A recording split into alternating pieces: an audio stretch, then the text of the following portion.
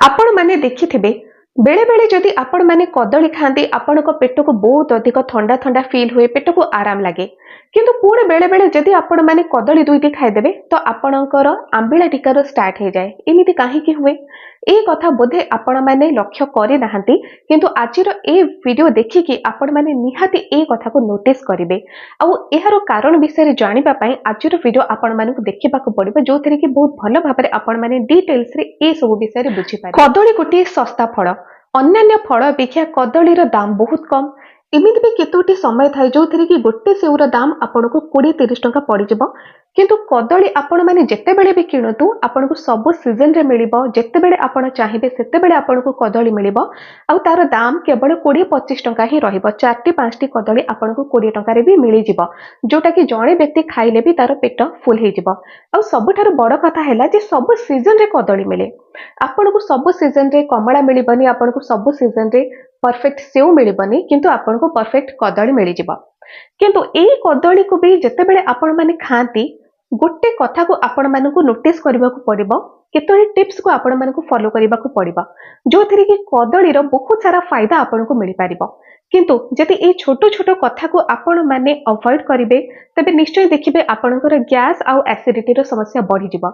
देखंतु जेते बेले आपण माने कदली खांती एथिरा आपण को बहुत अधिक फाइबर मिले फाइबर भरपूर मात्रा रे रही कदली रे आ सेठी पई तो कदली आपणकर पेटर अनेक प्रकार समस्या को दूर करे आपणकर टॉयलेट को स्मूथ करे बाहर करबा पई बहुत अधिक सहायता करे जो थरे आपणकर पेट पूरा सफा हे जाए आ कदली रे नेचुरल सुगर भी बहुत रही नेचुरल सुगर कदली रे बहुत अधिक रही आपणक शरीर को एनर्जेटिक मध्य फील कराए सकाळे केवल 2टी कदली भी जति आपण माने खाइदेबे तेबे 4-5 घंटा पर्यंत आपण माने काम करि परिबे किछि भी आपण को खाइबा दरकार ही पड़िबनी एते एनर्जी जोगे दबा आपण को कदली कदली रे बहुत अधिक कैल्शियम रो मात्रा थिबारु कदली आपणकर बोन्स रो समस्या को ठीक करि परिबो कदली आपण को बहुत सारा एंटीऑक्सीडेंट दिए जो थरे आपणकर स्किन हेल्थ बेटर हे परिबो आपणकर चुट्टी रो हेल्थ बेटर हे परिबो आपणकर इम्यून सिस्टम मध्ये स्ट्रांग हबो कदली गोटिए नेचुरल एंटासिड भली मध्ये आपणक पई काम करि परिबो आपणक पेट जेते बेले खराब हुए आपन को चूड़ा रे कदली मिसेकी खाइबा पे कुहा जाए काहेकि कारण कदली आपणकर हजम शक्ति को इंप्रूव करबो कदली गोटे नेचुरल एंटासिड भली आपणक पई काम करि परिबो पेट आपणकर ठंडा करि परिबो किंतु केते बेले करबो जति सठिक उपाय रे आपण माने कदली को खाउचंती देखंतु कदली कांदी को काटिबा परे केमिति भाबरे ताकू पाचिबा पई दिया जाउची एटा आमे समस्त जानिचो अनेक प्रकार केमिकल प्रोसेस एथिरे करा जाउची जति आग समय आमे कथा कहबा जे किछि वर्ष पूर्वरु कदली कांदी को पाचिबा पई सेमिति किछि केमिकल यूज करा जाउ नथिला जो थरे कि 7 रु 8 दिन रो समय लागि जाउथिला गोटे कांदी को पाचिबा पई और संपूर्ण गोटे कांदी मध्ये पाचि पारु नथिला 7 रु 8 दिन रे और तापरि एबे कोन हेउची गोटे कदली कांदी को पाचिबा पई गोटे दिन भितर ही रेडी करा जाउची माने एमिति केते प्रकार रे केमिकल सेथरे दिया जाउची जे गोटे दिन भितर ही कदली कांदीटा पूरा पाचि जाउची और जेते बेले आपण माने मार्केट को किनिबा पई जाउथिबे कदली तो आपण माने निहाती देखुथिबे फळ दुकान रे जेउ सब कदली थाए तो से सब कदली रंग किपरि हलदिया देखा जाउची ठीक अछि कदली पाचिला सेटा हलदिया देखा गला किंतु कदली रे केउ स्थान ग्रीन देखा जाउची सेटा कोन आपण माने लक्ष्य करिसंती निहाती लक्ष्य करिथिबे किंतु आपण माने ताको इग्नोर करंती कदली रो ऊपर अंश आपण को टिके ग्रीन देखा जाउथबा किंतु तार चोपा आपण को हलदिया देखा जाउथबा आपण माने भाबंती जे कदली तो पूरा पाचि जाईची चोपा हलदी पड़ी जाईची तो एटा भलो भाबरे पाचि जाईची ताको आमे नबा आ ताको आमे खाइदबा जोटा कि हलदी चोपा थिबो किंतु तार ऊपर अंश टिके ग्रीन थाए एटा बहुत भलो भाबरे पाचि न थाए आउ ए दर पाचिला कदली को जेते बेले भी आपण माने खाइबे आपणकर बदहजमी हो जाए जो थरे आपणकर गैस रो समस्या भी हो पारे किंबा आपण को आंबिला ढिकार भली समस्या मध्य हो पारे काहेकि एमिति हुए जेते बेले आपण माने एही प्रकार कदली को मार्केट रो किनती तार माने हेला जे केवल गोटे दिन किंबा 2 दिन पूर्व ही ताकू केमिकल प्रोसेस रे पाचिबा पई दिया जाईची आ केवल गोटे किंबा 2-3 दिन रे जेते बेले पाची एटा मार्केट को पळे आछी तो सेटा ठीक भाबरे भितरु पाची न थाए ऊपर चोपा हलदी देखा जिवो किंतु तार ऊपर पर्सन टिके ग्रीन देखा जाए जो थरे कि भीतर कदली बहुत भलो भाबरे पाची न थाए आ ए कदली को जेते बेले आपण माने खाती सेटा ठीक भाबरे हजम हे पारेनी आमे जहाँ भी खाऊ ସେଇଟା ପେଟ ଭିତରକୁ ଯିବା ପରେ ବହୁତ ଭଲ ଭାବରେ ହଜମ ସେତେବେଳେ ହିଁ ହବ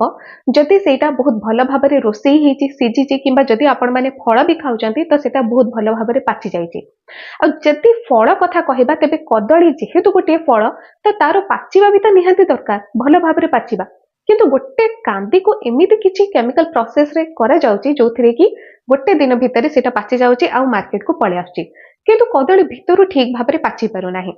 ଆଉ ସେଇ କଦଳୀ ଆପଣଙ୍କୁ ବହୁତ ସାରା ବେନିଫିଟ ଦବ ଯୋଉଟା କି ଭିତରୁ ମଧ୍ୟ ବହୁତ ଭଲ ଭାବରେ ପାଚିଥିବ। ଯେଉଁ କଦଳୀ ଭିତରୁ ମଧ୍ୟ ବହୁତ ଭଲ ଭାବରେ ପାଚିଥାଏ ସେଇ କଦଳୀକୁ ଯେତେବେଳେ ଆପଣମାନେ ଖାଇବେ ତାର ସବୁ ପ୍ରକାରର ଫାଇଦା ଆପଣଙ୍କୁ ମିଳେ। କାହିଁକି?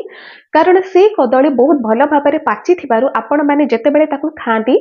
ବହୁତ ଭଲ ଭାବରେ ହଜମ ହବା ସହିତ ତାର ପ୍ରପର ନ୍ୟୁଟ୍ରିଏଣ୍ଟସ ଆପଣଙ୍କ ଶରୀରକୁ ଯାଏ। ସେଥିରେ ପୋଟାସିୟମ ବି ରହିଛି, ସେଥିରେ କ୍ୟାଲସିୟମ ରହିଛି, ବହୁତ ପ୍ରକାରର ଭିଟାମିନ୍ସ ରହିଛି, ଆଣ୍ଟିଅକ୍ସିଡେଣ୍ଟ ରହିଛି, ଫାଇबर ବି ରହିଛି। ଆଉ ଏ ସବୁ ଯେତେବେଳେ ଆପଣଙ୍କର ଶରୀର ଭିତରକୁ ଯିବ ତେବେ ହିଁ କଦଳୀର ଫାଇଦା ଆପଣଙ୍କୁ ମିଳିପାରିବ।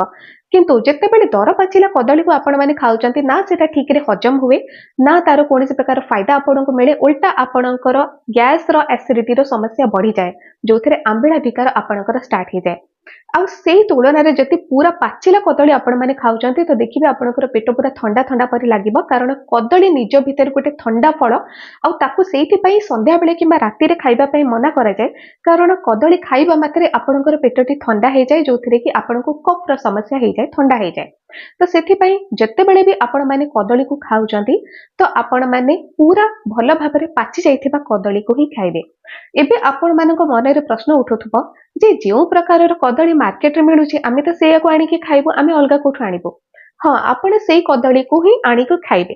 କିନ୍ତୁ ମାର୍କେଟରୁ ଆଣିକି ଯଦି ଆପଣମାନେ ଦେଖୁଛନ୍ତି ଯେ କଦଳୀର ଉପର ଅଂଶ ଟିକେ ଗ୍ରୀନ ଦେଖାଯାଉଛି, ଆପଣ ତାକୁ ଗୋଟେ ଦୁଇଟା ଦିନ ପର୍ଯ୍ୟନ୍ତ ରଖିଦିଅନ୍ତୁ। ଯଦି ଗ୍ରୀଷ୍ମ ଋତୁରେ କିଣିକି ଆଣିବେ ତେବେ ଗୋଟେ ଦିନରେ ସେଟା ପୁରା ଭଲ ଭାବରେ ପାଚିଯିବ। ଆଉ ଯଦି ଏଇ ଶୀତ ଋତୁରେ କିଣିକି ଆଣୁଛନ୍ତି ତେବେ ପ୍ରାୟ 2-3 ଦିନ ଟାଇମ ଲାଗିଯାଏ ତାକୁ ବହୁତ ଭଲ ଭାବରେ ପାଚିବା ପାଇଁ। କଦଳୀ ଚୋପାରେ ମଧ୍ୟ ଟିକେ ଟିକେ ସ୍ପଟ ପଳେଇ ଆସେ, କଳା ରଙ୍ଗର ସ୍ପଟ। ଯଦି ଟିକେ ଟିକେ କଳା ରଙ୍ଗର ସ୍ପଟ ଆସୁଛି ଏହାର ମାନେ ହେଲା ଯେ କଦଳୀଟି ବହୁତ ଭଲ ଭାବରେ ପାଚିଗଲାଣି। ଆଉ ଯଦି ଟିକେ ଟିକେ କଳା ସ୍ପଟ ଥାଇକି ଆପଣମାନେ ଭାବିବେ ଯେ ଏଇଟା ଖରାପ ହେଇଯାଇଛି, ଖରାପ କେବେ ବି ହେଇନଥାଏ। ଆପଣମାନେ ସେ ଚୋପାକୁ ଛଡେଇକି ଦେଖିବେ କଦଳୀ ଖରାପ ହେଇନଥାଏ, କିନ୍ତୁ କଦଳୀ ବହୁତ ଅଧିକ ସେମିତି ଟେଷ୍ଟି ବି ଲାଗେ ଆଉ ତାର ଫାଇଦା ବି ଆପଣଙ୍କୁ ବହୁତ ଅଧିକ ମିଳେ। ଆପଣମାନେ ଜାଣିଛନ୍ତି ବହୁତ ଭଲ ଭାବରେ ଯେଉଁ କଦଳୀ ପାଚିଯାଏ ଆଉ ତାର ଚୋପା ପୁରା କଳା ପଡିଯାଏ ସେ କଦଳୀକୁ ବେବି ଫୁଡରେ ମଧ୍ୟ ପ୍ରୟୋଗ କରାଯାଏ। ବେବି ଫୁଡ ଯୋଉଗୁଡାକ ଅନେକ ପ୍ରକାର ଖାଦ୍ୟ ରୂପରେ ଆସୁଛି, ଯୋଉଟା କି 6 ମାସ ପରେ ଛୋଟ ପିଲାମାନେ ଖାଇଥାନ୍ତି, ବେବି ଫୁଡ ଯୋଉଟା ରେଡିମେଡ ପ୍ୟାକେଟରେ ଆପଣମାନେ କିଣନ୍ତି, ତ ସେଇ ରେଡିମେଡ ବେବି ଫୁଡରେ ମଧ୍ୟ ଏଇ ପୁରା ପାଚି ଯାଇଥିବା କଦଳୀ ଯାହାର ଚୋପା କଳା ପଡିଯାଇଥାଏ ସେ କଦଳୀକୁ ବ୍ୟବହାର କରାଯାଏ। କାରଣ ସେଥିରେ ଆଣ୍ଟି ଅକ୍ସିଡେଣ୍ଟର ମାତ୍ରା ବହୁତ ଅଧିକ ଥାଏ, ସେଥିରେ ପୋଟାସିୟମ, କ୍ୟାଲସିୟମ ଏ ସବୁର ମାତ୍ରା ବହୁତ ଅଧିକ ଥାଏ, ଆଇରନର ମାତ୍ରା ବି ଭରପୁର ମାତ୍ରାରେ ଥାଏ ବହୁତ ଅଧିକ ପାଚି ଯାଇଥିବା କଦଳୀରେ। ତ ସେଥିପାଇଁ ଯେତେବେଳେ ବେବି ଫୁଡରେ ତାକୁ ପ୍ରୟୋଗ କରାଯାଏ ତାକୁ ପିଲାମାନେ ଖାଆନ୍ତି, ବହୁତ ଆରାମସେ ଖାଇଦିଅନ୍ତି, ସ୍ମୁଥ ଲାଗେ। ଆଉ ସେମାନଙ୍କର ହଜମ ଶକ୍ତି ମଧ୍ୟ ଏଥିରେ ଠିକ ଠାକ ରୁହେ ଏହାକୁ ଖାଇବା ଦ୍ୱାରା। ଆଉ ସେମାନଙ୍କୁ ବହୁତ ସାରା ମିନେରାଲ୍ସ, ଭିଟାମିନ୍ସ ଏ ସବୁ ମିଳିପାରେ। ଏତେ ସବୁ ଫାଇଦା ରହିଛି ପାଚି ଯାଇଥିବା କଦଳୀର। କେବଳ ଏତିକି ନୁହଁ, ଯେତେବେଳେ ବହୁତ ଅଧିକ ପାଚି ଯାଉଛି ଯୋଉ କଦଳୀ ଆପଣମାନେ ତାକୁ ଖରାପ ହେଇଯାଇଛି ବୋଲି ଭାବିକି ଫୋପାଡ଼ି ଦଉଛନ୍ତି, ତ ସେ କଦଳୀକୁ ନ ଫୋପାଡ଼ିକି ଆପଣମାନେ ଫେସିଆଲ ରୂପରେ ମଧ୍ୟ ବ୍ୟବହାର କରିପାରିବେ। ପାର୍ଲର ଯାଉଛନ୍ତି, ଆପଣମାନେ ବହୁତ ସାରା ଟଙ୍କା ଖର୍ଚ୍ଚ କରୁଛନ୍ତି, ଫେସିଆଲ କରୁଛନ୍ତି, ତ ଆପଣମାନେ ଯେତେବେଳେ ବାନାନା ଫେସିଆଲ ବିଷୟରେ ପଚାରିବେ ପାର୍ଲରରେ ଆପଣଙ୍କୁ 500 to 600 ପ୍ରାଇସ୍ କହିବେ, ଯୋଉଟା କି ମୁଁ ନିଜେ ମଧ୍ୟ ବୁଝିକି ଆସି ଯୋଉଟା କି 600 ମତେ ପ୍ରାଇସ୍ କହିଲେ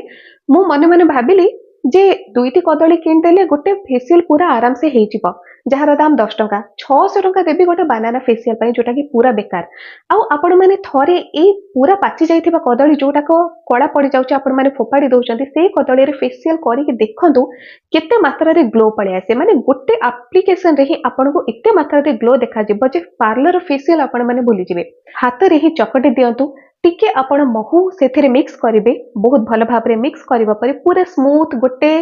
କ୍ରିମ ଟାଇପର ହେଇଯିବ। ଆଉ ତାକୁ ହିଁ ଆପଣମାନେ ଆପଣଙ୍କର କ୍ଲିନ ଫେସରେ ଆପ୍ଲାଏ କରନ୍ତୁ, 10 ମିନିଟ ଛାଡ଼ିଦେବେ, ତାପରେ ତାକୁ ମସାଜ କରିକି ଧୋଇଦେବେ।